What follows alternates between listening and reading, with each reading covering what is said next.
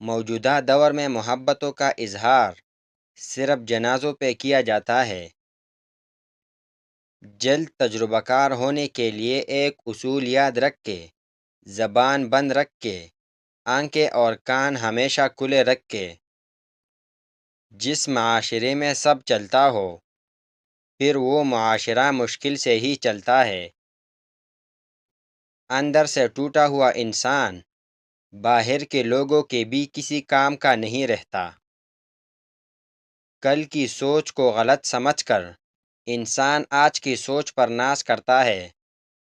آنے والے کل میں یہ سوچ بھی غلط ہو سکتی ہے۔ علم نوکری کی حصول کے لیے حاصل نہیں کرنا چاہیے، بلکہ اس کا اصل مقصد اپنے اندر کی جہالت کو پہچاننا اور اسے ختم کرنا ہونا چاہیے۔ خدا تمہیں پہچان لیتا ہے، چاہے تم کوئی بھی پردہ اوڑھ لو، جو تم نہیں کہتے وہ اسے بھی سنتا ہے۔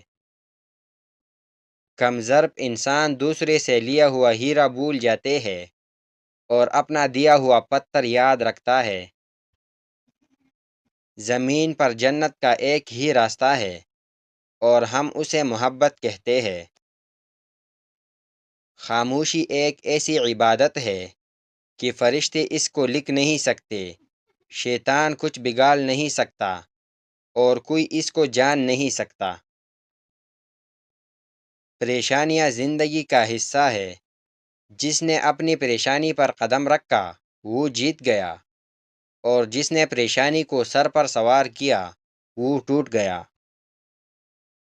انسان کبھی کبھی اتنا ٹوٹتا ہے، نہ بکھرتا ہے بس ہار جاتا ہے، کبھی قسمت سے تو کبھی خود سے۔ انسان اکثر ان لوگوں کو ڈھونڈتا ہے جن سے وہ محبت کرتا ہے، اور ان لوگوں سے بے خبر رہتا ہے جو اس سے محبت کرتے ہیں۔